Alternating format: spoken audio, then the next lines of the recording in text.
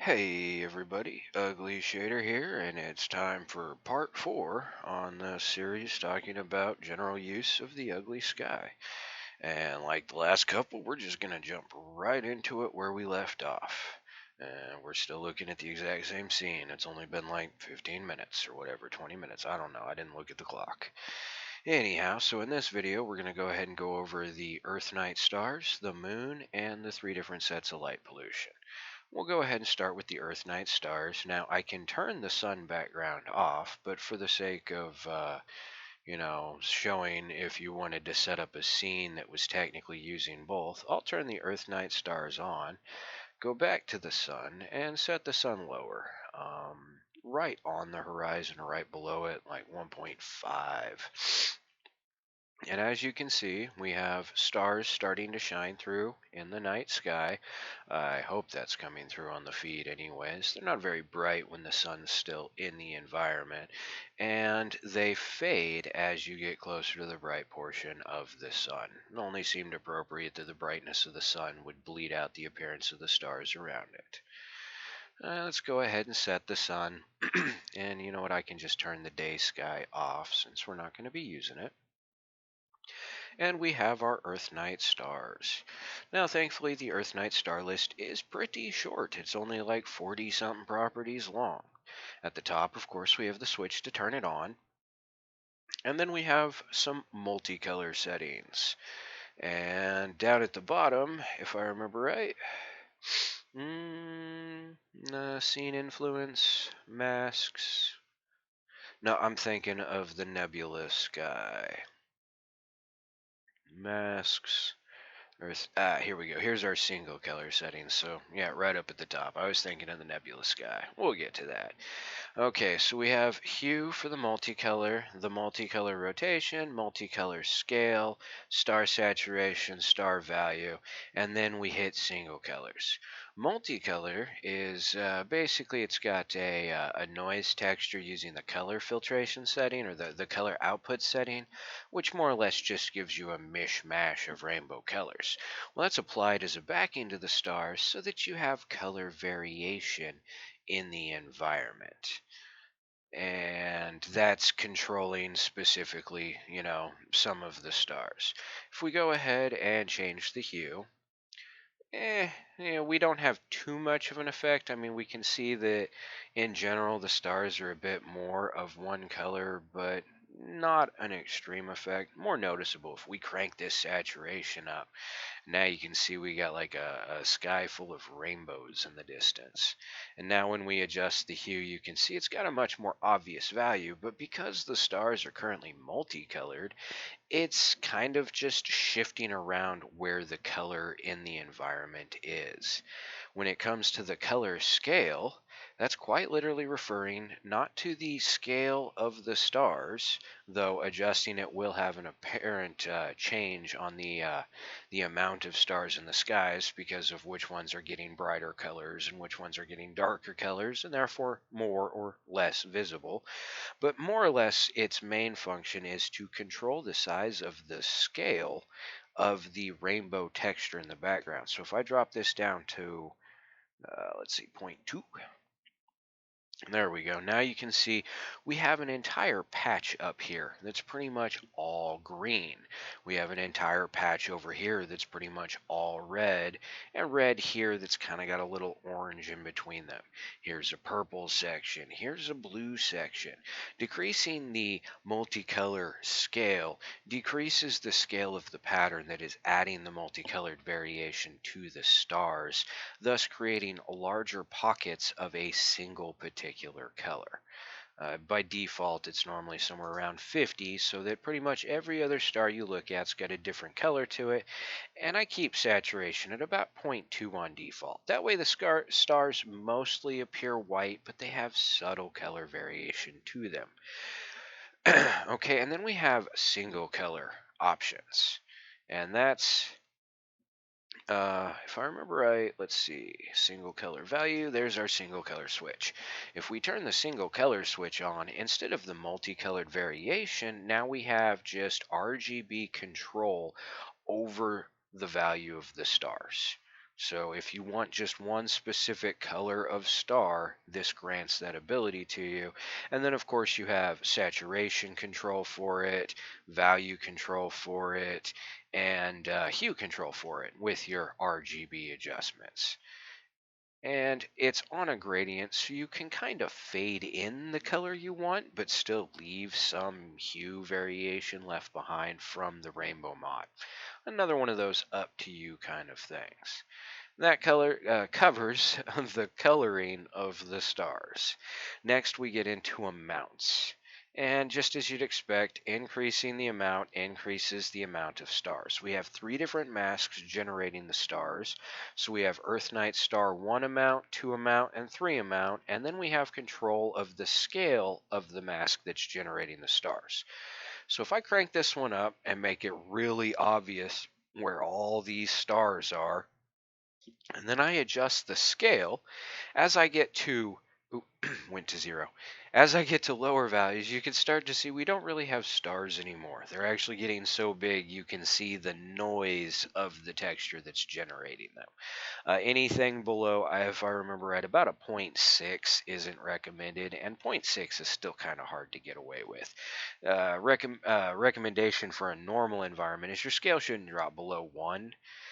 And yeah, basically, the lower it is, the fewer but larger the stars. The higher it is, the more stars, but the smaller they are.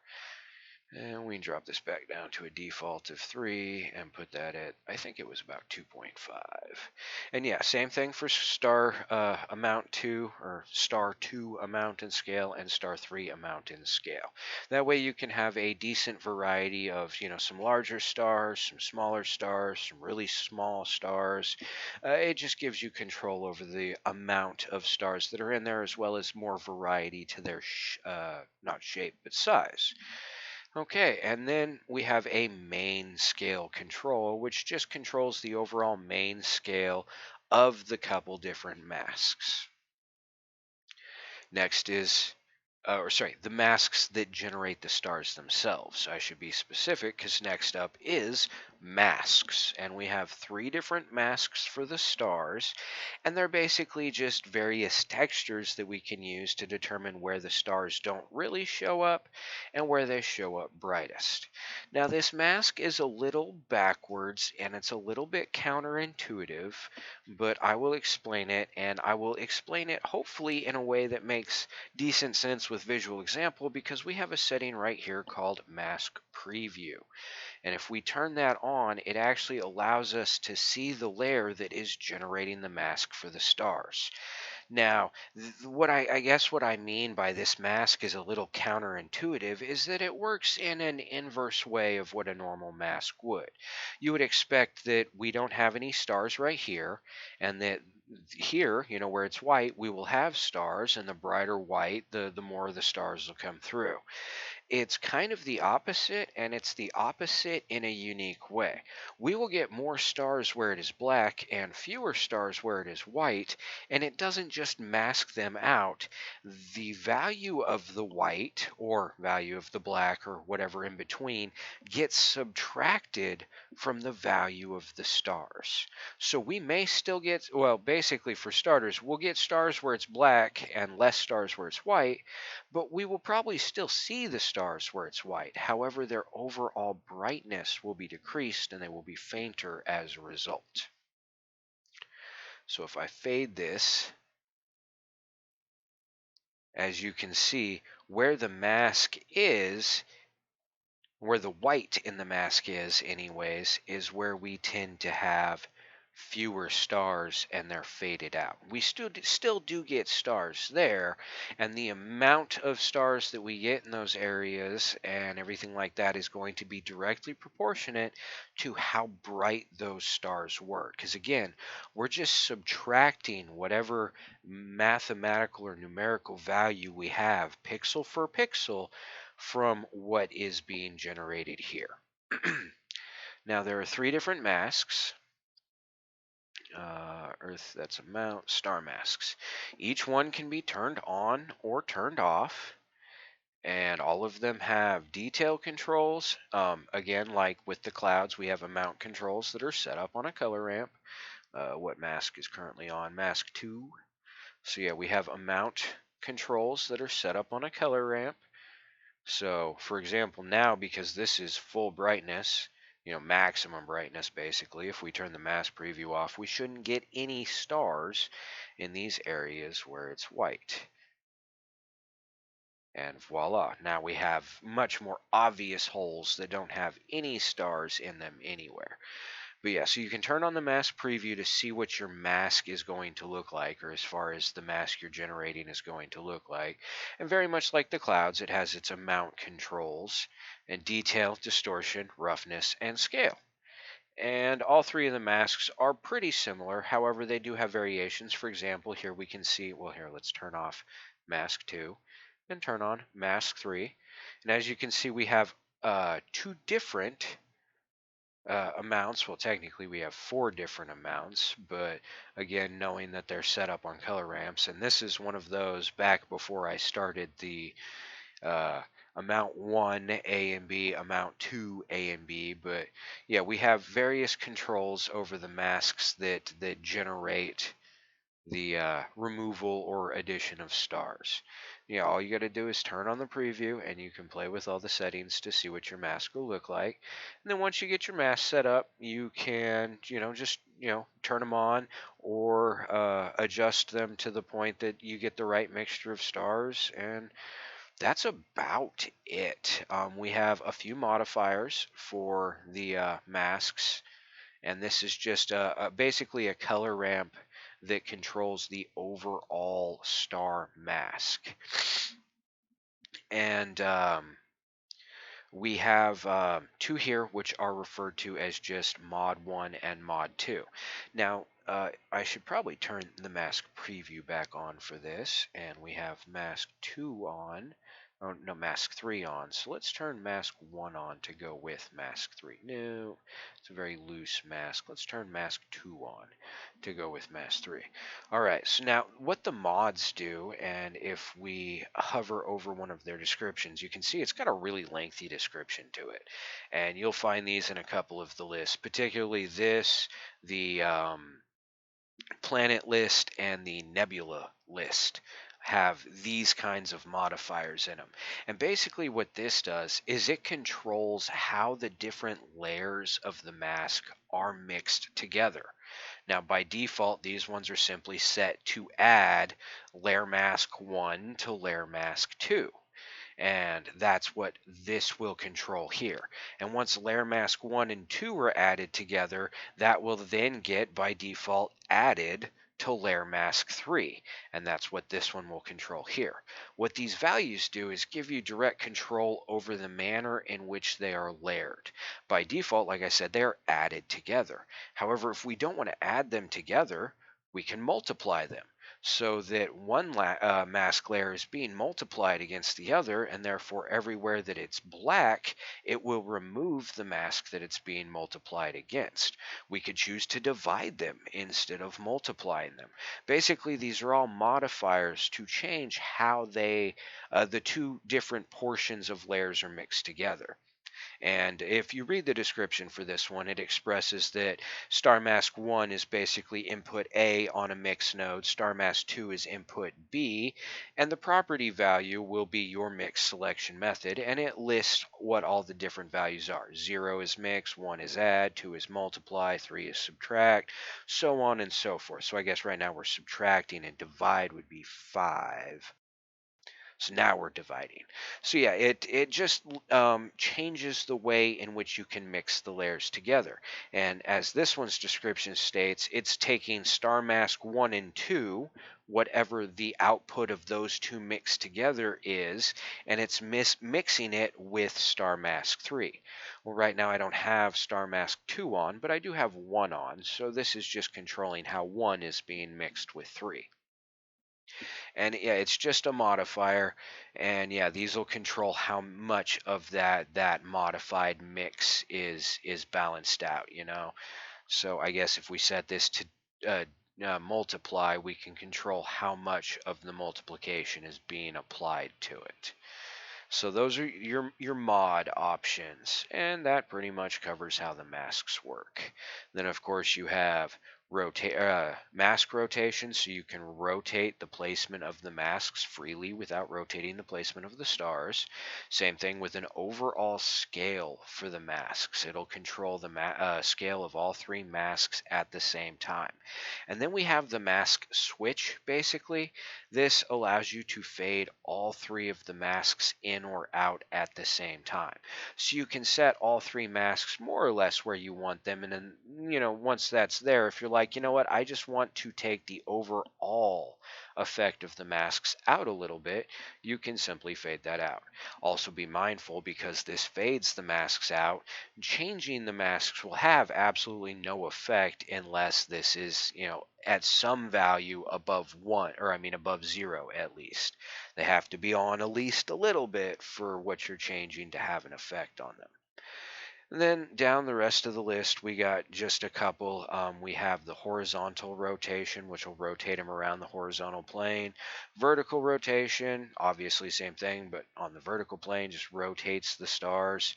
And then just like with the sun, we can choose to have this add light to the scene. So, if we had the cube and the plane in here, as we turn this up, the cube would start casting a shadow on the plane, and we can basically add a little bit of extra glow to our scene that would be supposedly created by the stars, and we can control the color of that light just like with the sun. Something to make note of is that because of how these masks are generated, and I tried really hard to find a workaround for this, but I just couldn't seem to find a way to take care of it. Because of how these masks are generated, when you rotate these, they're not suited for animation. Your brighter, primary, more noticeable stars will rotate as you would expect. However, 90% or more of the little tiny faint stars that end up being generated in the background twinkle as the environment rotates. And you would think that would be a good thing, but they do not twinkle at all in a way that looks right. So, unfortunately, because of that, this particular star setup just is not suited for animation. If you do need to animate stars moving, like with the moon moving through the sky or something, there's a way to do it with the nebula sky. I'll cover that in the next video, the last video in the series, hopefully. But yeah, that's the Earth night stars in a nutshell. So, you know what? We can go ahead and leave those on, and we're going to turn on the moon. Now, as you can see, the moon, well, right now it has a hideous texture on it, and that's because it's kind of big, moon size. Let's go to 1. That's better. Nah, same material or texture or whatnot, but just doesn't look quite as absurd now that the moon's smaller. Okay, so the moon, it's got its glow in the sky, it's got a ring around it, everything like that. Let's start at the top and work our way down. Okay, so just like the sun, that glow in the sky and the ring around it are automatically controlled. You can turn them on, turn them off. When they are on, you have offsets to control how much of the different levels of glow there are, as well as the ring and everything like that. Um, let's see. I guess we're not really. Yeah, we'll go through order in the list, which means some of what we'll do will be a little out of order because of their names. So yeah, right underneath these offset values for the amount of ground glow, which, when I turn off is much more noticeable than when I try to boost. But for the amount of ground glow and the amount of glow in the sky, see, now we still have glow around the ground, but there's no glow around the moon. But yeah, so once you get past those, you get right into some fade options. And this will be more easily expressed or visible if we zoom in on our moon. So looking at the moon, you can see that the edge has a bit of fade to it. And you know what? Let's go to the sun and raise the sun up a little bit so that we have, oh, yeah, it's not having an effect because I turned the sun sky off. So that we have some blue behind our moon. Okay, so now let's go back to the moon. And I will say that this particular masking setup that's built into the moon tends to be more effective on the planets. It's also built onto the planets. Anyway, so we have edge fade amount, edge fade mask, edge fade size. And what these are going to control, well, first things first, we turn our edge mask on, and that removes the sky that is behind the moon and gives us control over how much of a fade we have between the edge of what's been removed and the edge of the moon itself. So if I adjust this fade size down a little bit, let's bring this fade, oh wait, that's the mask, sorry, the fade amount up just a little bit more. As you can see, it gives you control over a gradient around the edge that brightens as it works towards the middle of the moon. The idea behind it was to attempt to emulate the three-dimensional appearance of a sphere in a completely two-dimensional flat environment. This is what I came up with basically. So yeah, you have edge fade amount, edge fade size, and the edge fade mask. Now, there is a little bit of quirkiness because the moon is built into the same network as the day sky and the sun, which is the network that's used to generate a lot of the masking features for the clouds.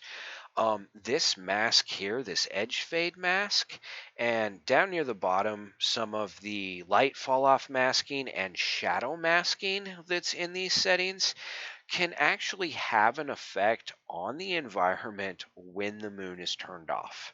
I tried to find all the ones that I could prevent that from happening, but if I remember right, there's still one or two moon masks that have the potential to have an influence on the environment. Sometimes it's obvious, like I can't remember if the sphere fade. Let's see, scene lighting, shadow, shadow, shadow, shadow, sky. I need SP, moon sphere. Ah, there it is. Can't remember if the sphere fade. Yeah, see, the sphere fade leaves the moon behind, or I mean the mask behind.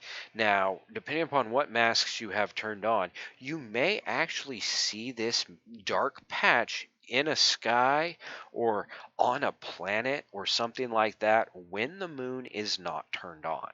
Or in clouds, sometimes you'll see a circle that looks brighter than the rest of the clouds. It's just a byproduct of how all the networks are mixed together and what different parts are used for masking purposes. If you do happen to come across a situation in which there's like a round spot that's either dark or bright and doesn't belong there, I suggest scrolling through the moon settings and checking the different masking options and just shutting them off real quick to see if that's what's creating your error. Most of the masks for the moon should turn off when the moon turns off, but as you can see, I just shut the moon sky off and we are clearly looking through a hole in our sky at the stars that are behind it that I left on. So yeah, when it comes to weird random errors, there are a couple spots where I simply could not bypass the moon portion of the masking. And when that happens, you just, jump into your moon settings and look for a mask and turn it off because there's probably just a moon mask on somewhere. Sorry, I wish I could have found a workaround for that. Perhaps in the future I will, but for now, that is a known error to keep your eye out for. Okay, so under the let's see, edge size. Okay, we have moon glow hue. We can go back and now that I've talked about that whole masking thing and we've looked at the edge fade, I can shut the day sky back off. Okay, and the reason I turned on the day sky is because it's kind of hard to tell that there's a black mask behind the moon when it's on a black sky.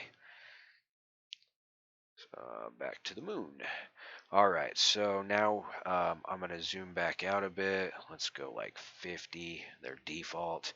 That puts us at a pretty good distance. We can see the ring and everything like that. So we have glow hue, and as you can see, there's not a whole lot of effect. It's subtle, like right here, right here, the glow around the moon has more of a bluish tint to it, whereas Right here, it's a slight bit more purple, so on and so forth. It's definitely subtle, but part of that'll fall down to the current saturation level, which you also have control over for the moon glow. So if it's one of those top of the sky moon scenes where it's got a lot of pollution or something like that in the atmosphere, you can get that more reddish and bluish glow to the moon by adjusting its saturation. We have value control, which of course, if you go too far up, is devastating, or go all the way down with, and it just takes the glow out altogether. We have our glow mix AB. There are two different layers that create the moon glow. If I remember right, they're multiplied against each other, thus making areas that are bright brighter and areas that are dark darker. And this just allows you to basically turn on or add the mix of that second layer to things. Let's see. We have Moonglow value A, Moonglow value B. That is what this mix is controlling the balance between. And yeah, we can increase value A. We could, increase value B, and that one's obviously much more centered around the moon, whereas value A is wider. We can modify the value, which kind of more so expands the area that the glow encompasses, as opposed to brightening it up. Same thing for B; it'll expand the area. Granted, as you can see, that's giving us a really bright glow again right around the moon.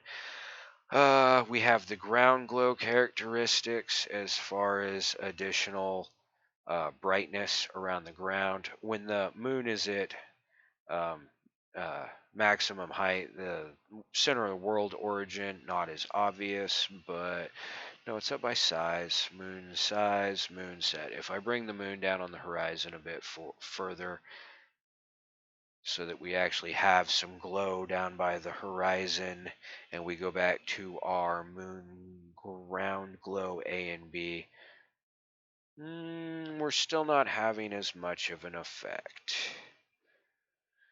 Do these have dependencies that I'm not remembering?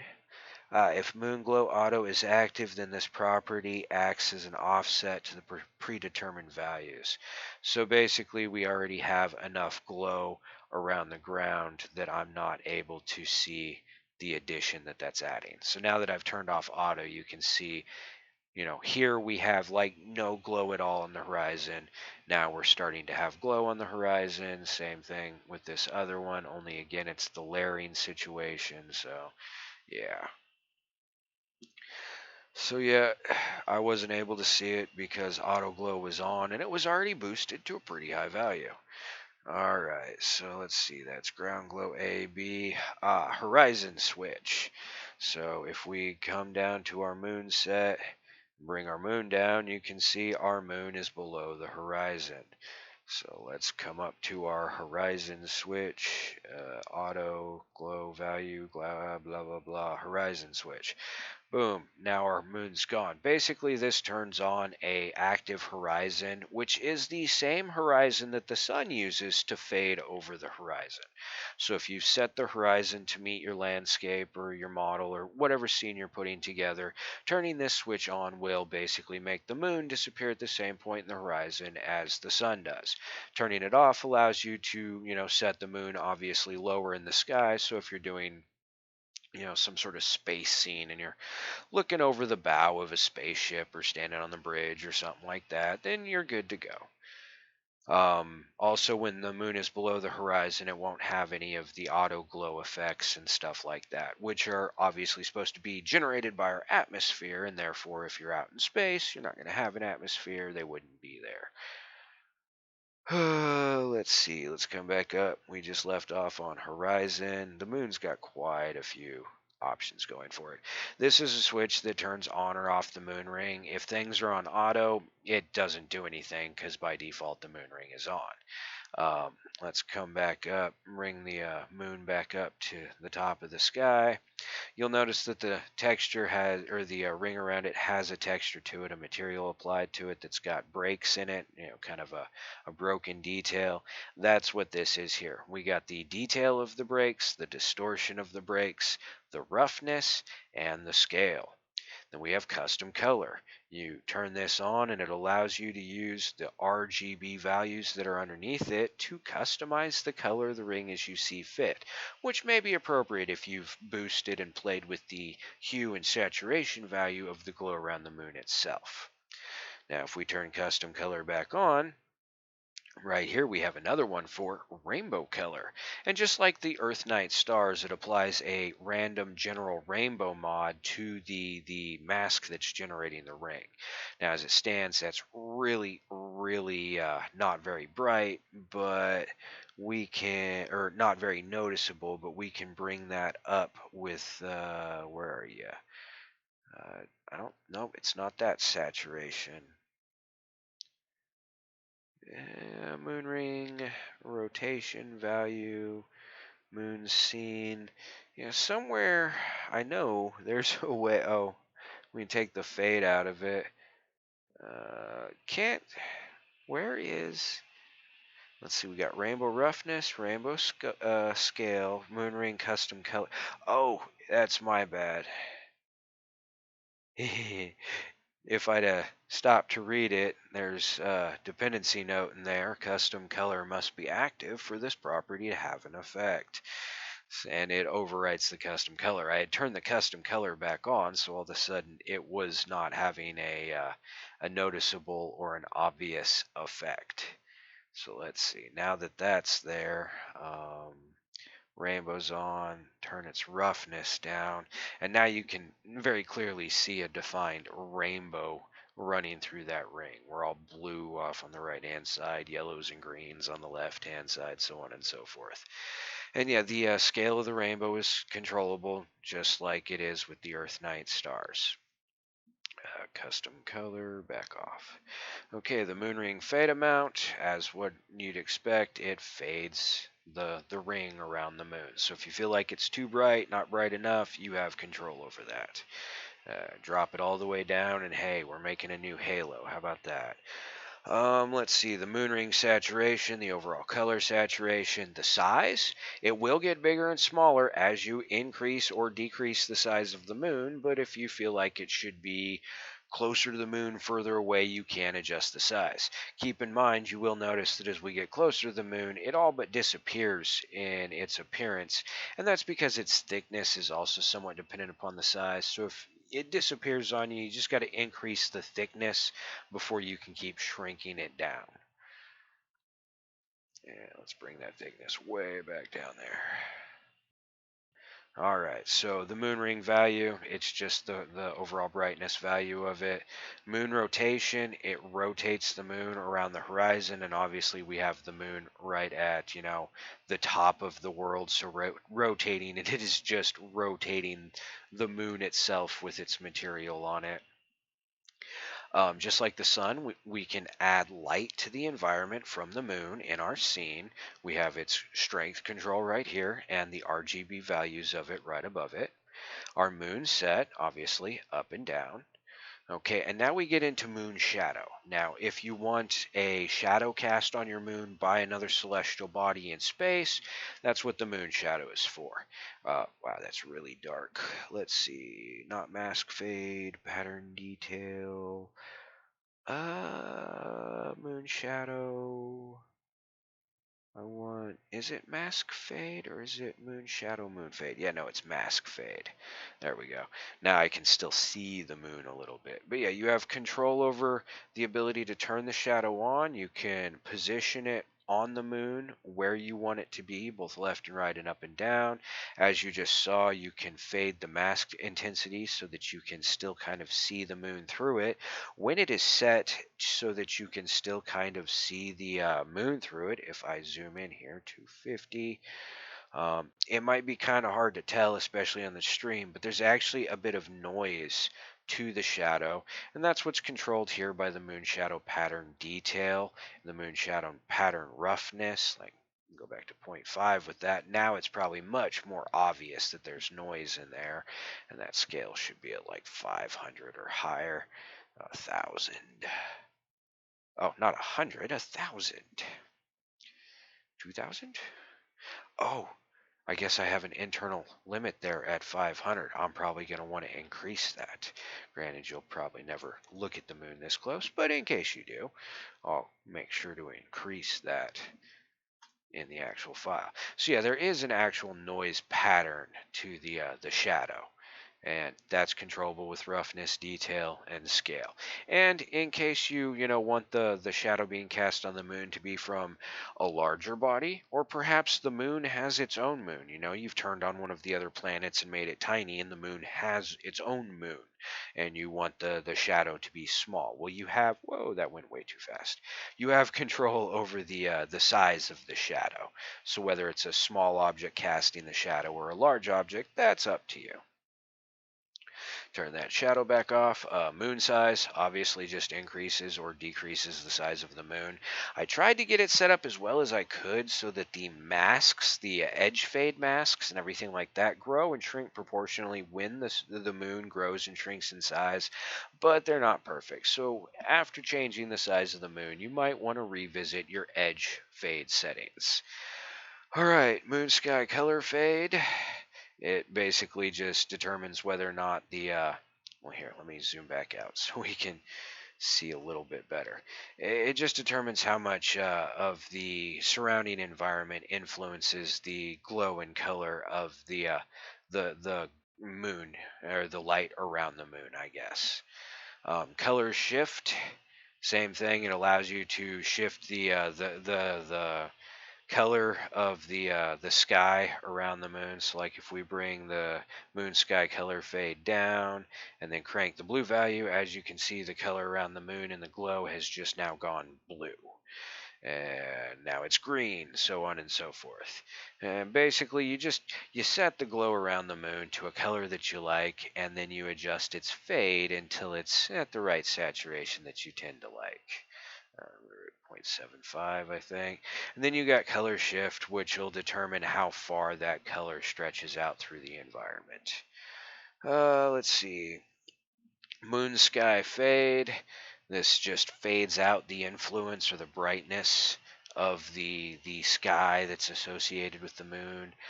Moon sky glow A and B, these aren't really going to have an effect because we have our moon glow auto turned on. Moon sky haze does have an effect. It's kind of like adjusting the turbidity for a sky material. It can more or less fade or bring out the glow around the sky and the intensity of the ring. Same thing, here's a modifier for it that can intensify it. We got the moon sky mask. It just prevents the sky from being visible behind the moon.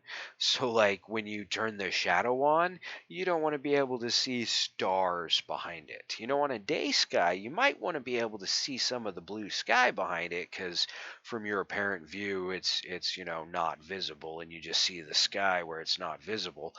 But if there's stars in the background or the nebulous sky, you don't want to put a shadow on the moon and all of a sudden be able to see stars through that. So you have a mask control. Why did I scroll up? Anyway, so yeah, you have a mask control, so you can mask the sky away from the stars and prevent them from shining through and stuff like that. Or I mean, from the moon. Now we have the moon sky value, just a booster for that. We have a sphere fade, just like with the planet. It allows you to fade the actual moon sphere object out of the environment. And now we have fall off. Fall off is kind of like the shadow, only it's light fall off. If say the planet was over here on the left and I'm looking at the moon at a 90-degree angle in relation to where I am versus where the sun is, I'm not going to see the whole moon. It's going to have a fall off effect where the light is not illuminating a portion of the moon, and therefore I can't see it. I mean, if there's no light bouncing off of it and then heading towards my eyes, there's no information about what is there for me to pick up. And that's what this is. The flip switch just reverses the side that it's on. You have a location, so you can move the fall off gradient back and forth across the moon. You have rotation, so as to rotate the gradient around the moon to make it whatever angle you want it to be at. A sharpness control that controls quite literally the sharpness of that edge fade. Ugh. And that's pretty much it for the fall off. And here's another situation in which the sky mask comes in handy. Because, yes, the moon might be not fully illuminated, and therefore I can't see this half of it, but that doesn't mean I should be able to see stars behind it. Just because I can't see it doesn't mean it's invisible. It's still there, and therefore is still preventing the stars that are behind it from being seen. And again, the whole moon sky mask, that's what that's for. All right, so let's turn the fallout back off. Now we get into the rest of the moon, and this pretty much the whole rest of this list is the rest of the moon. We're only going to cover some of the settings in here because in a sense a lot of things get repeated. And that's because the moon is made of layers. As we're looking at the moon, you can see we have like a base gray layer, and then this dark gray layer has like a lighter gray patchiness to it. We have a lighter white gray area, and that lighter white gray area has like blue patchiness to it. And then there's kind of like a patchiness over the whole thing. And then we got scratches and cuts in the blue area, or I mean in the dark gray area, that seem to stop where they meet the whiter area. And then we have scratches and nicks and cuts and stuff that go from one area into the other area and blah, blah, blah. It's just built on a bunch of layers. And some of the layers have very similar settings, and therefore we don't have to go through them quite as deeply. All right, well, right at the top of texture settings is a blue shift. It's so that you can just add a bit of blue shift to all of the layers at the same time. Then we have the base texture. The base texture is going to, well, I guess we should kind of look at them in the sense of names. And if you, let me return that to what it was. If you hover over these, they give you a layer listing. This is layer 1, says controls the blue value of layer 1 main color.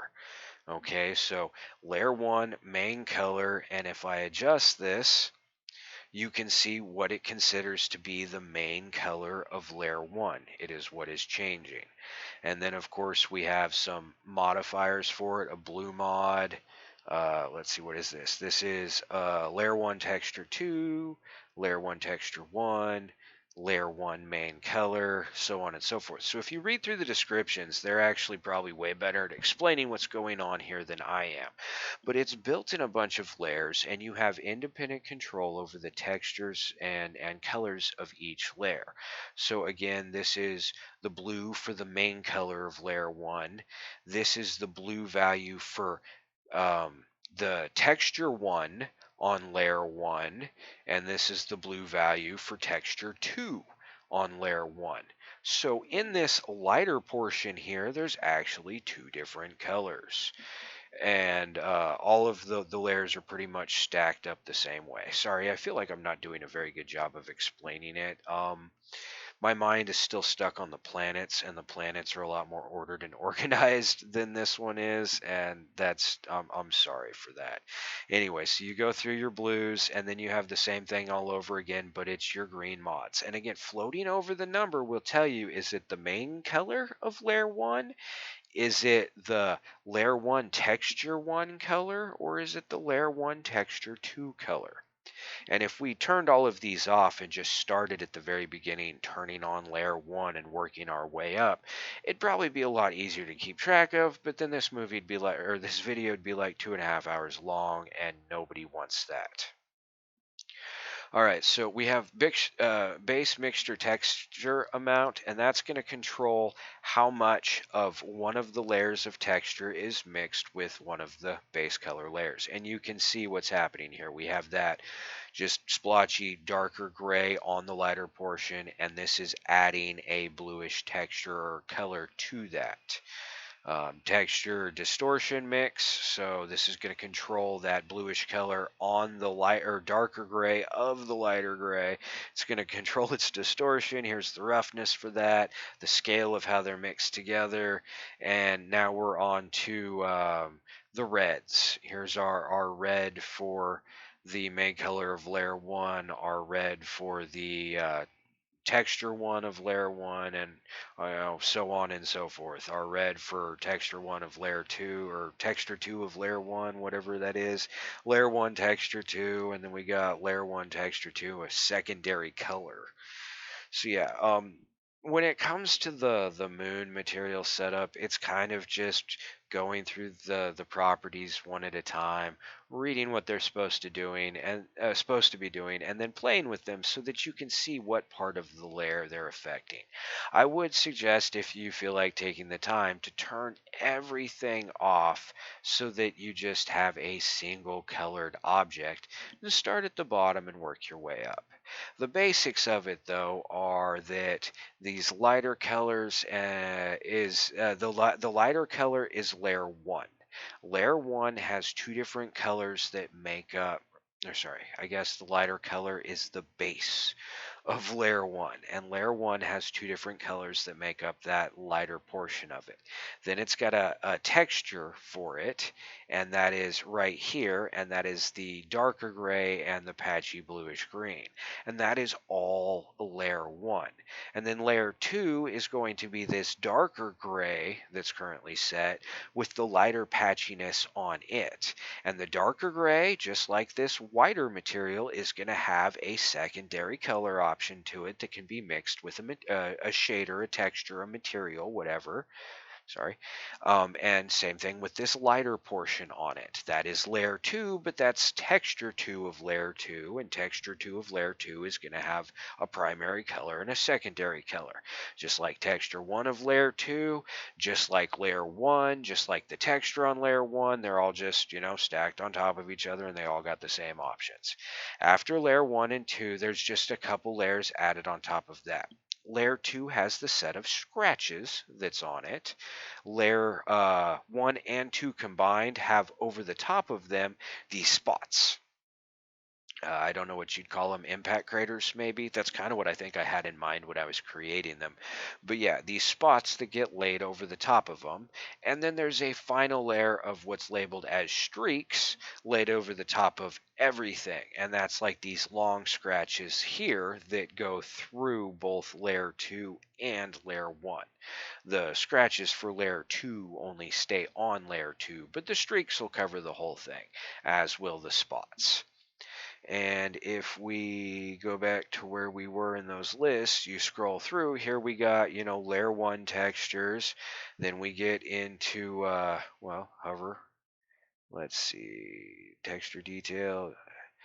Oh, so these are mixes between the layer 1 and layer 2. This allows you to decide how layer 1 is piled on top of layer 2. So I guess real quick, I will play with that distortion, and you can see how it's distorting the layer 1. Oh wait, no, that's a base. I want texture scale. No, that's base 1 and base 1 mod, base 2 mod. Oh, somewhere in here is the ability to control the mix between the two of them. Anyway, let's move on. I'll let you play with that. I still haven't played with the moon as much as I should have. I got it looking kind of okay and then moved on because I was tired of working on it. Yeah, so after you work through all the base texture mods for the main layers, you get into things like the scratches, which I just highlighted blue for their highlights, and the scratches themselves even have two freaking colors. You got the main color of the scratch and their highlights, so on and so forth. So yeah, after the scratches, you hit the let's see, that's another base texture section. So now we should be going yeah, here we go. Now we're on the streaks. As you can see in their name near the end, it says streaks, and these are the ones that run all the way across the both of them. And somewhere here around streaks, we should have spots, and those will control these. You control or can control the center of the spot independently from the ring as far as brightness, color, everything like that. You can take it out so that there is no separation and it's all just one spot. Increase their size, shrink their size, change the detail and roughness on them. It's all just in here. Sorry, I'm not going through this list very well. I'm not a big fan of this list. Yeah, see, now here we've hit in the spots. So we have control over the material that's making the spots, their randomness, their appearance, everything about the spots. And yeah, the moon texture pretty much runs from midway down the list all the way to the bottom. There's a good 100 settings for moon texture, and all the way down at the bottom, we're still playing with like the scale of the streaks. If I drop this down really far, you can see now we got big streaks appearing on the moon here and there. So yeah, that's the moon properties. Sorry that that one was kind of a lackluster explanation. The moon's one of my least favorite portions of the sky, and I have spent the least amount of time playing with it out of like all of the other features of the sky. Hence why near the beginning of properties I said the descriptions are very possibly going to provide a more appropriate explanation of their features and functions than I am. I mainly just wanted to point out the edge fade controls, the issues that the masks could produce, and express the similarities of the auto glow function, like have been seen in many other auto features in the sky. So let's go ahead and drop ourselves back out to a good distance. And let's go ahead, well, we'll turn the moon off just so it's not bothering us. And these last three things, they're all identical. We're just going to cover one of them. The other two are exactly the same. They're all three the same. They're light pollution. If you're working on a scene that's got a city in the background or maybe even up close, if there's something in the distance that's creating light, that light is naturally going to get in the way of us seeing the stars and the environment, so on and so forth. So I added a couple sets of light pollution. You have control over how much glow by the ground there is, the overall height of the light pollution or whatnot. You have control over its hue, its color, how much of an effect there is as far as how far it stretches up through the environment, its location, as which is also an effect on how far the mask fades through the environment. Let's see, pollution, rotation. Yeah, so the rotation of the mask around the horizon, the saturation value of the mask, which can get kind of funny. And then just like everything else that technically is a light source, you have scene control light, how much light it provides to the scene, and RGB control over that light. And then down here at the bottom, we got the sky glow, how bright and how much of a masking effect it'll have on the environment around it, and the overall value of it. And again, it's light pollution. Increasing it decreases our ability to see the stars behind it. Personally, I think I like it right maybe about there or so. Oh, that's scene glow. Bring its saturation down just, well, no, let's go up and bring its hue more to a bluish color, and then bring its saturation back down, kind of like there's a city on the distant or in the distance. But yeah, so all three of them are exactly the same. You can have all three of them turned on at the same time, positioned in different locations, all with different values depending upon what's going on. And you can definitely make them way overbearing, like there's a freaking bomb going off on the horizon or something. Who knows? Ooh, making it that bright makes its mask line ugly. Stretch that all the way across, and yeah, so you have full control over all of the properties of the light pollution, just like pretty much anything else in the sky. And just like pretty much anything else in the sky, they can all be used at the same time. Um, they're not super complex or anything like that. It was more so an afterthought. I was thinking to myself just things that needed to be added, and it dawned on me that light bleeds out, the appearance of stars, and having light pollution is a normal thing. I think I was taking the roommate's dog out to go to the bathroom, and it was like 4 in the morning, and I was getting really mad about how you just can't see any stars where I live because there's too much city. And yeah, it dawned on me that I needed to add some light pollution. So There we have some light pollution. And that covers Earth night stars light pollution and more or less covers the moon. As far as that giant mess of textures, I'm sorry, that's definitely one you'll just have to play with. We can run through a more appropriate description of the planets, and they have big lists like this too, but I guess you could say they're a little more appropriately organized. And yeah, I'm gonna go ahead and say that concludes this video.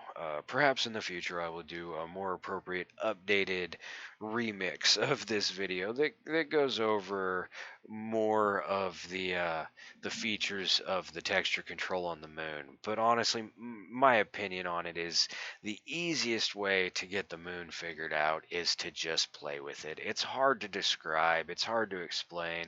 But once you figure it out, it makes sense, I promise. All right, so yeah, we'll wrap that one up here, or this one up here.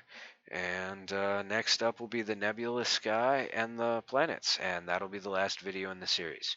Well, with the exception of the video I'll release at some point, a couple months from now, going over how to add the uh, version of the ugly sky that's compatible with older versions of Blender to your scene.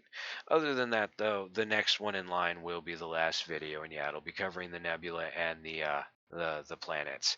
And yeah, the nebula is my favorite. I'm kind of looking forward to that one. So I'll catch you in the next video. Thanks for watching. For those of you who stuck around to the end, thanks for that. If you purchased the procedural sky, hey, thanks for that. And as always, enjoy creating things your way.